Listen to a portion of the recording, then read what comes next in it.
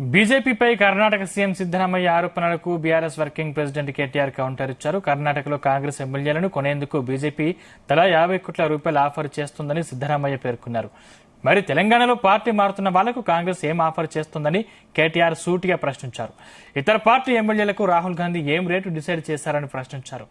తెలంగాణలో RRR tax కలెక్షన్లు RRR కల్కి సినిమాలను మించిపోయాయని కేటీఆర్ ఎద్దేవా చేశారు.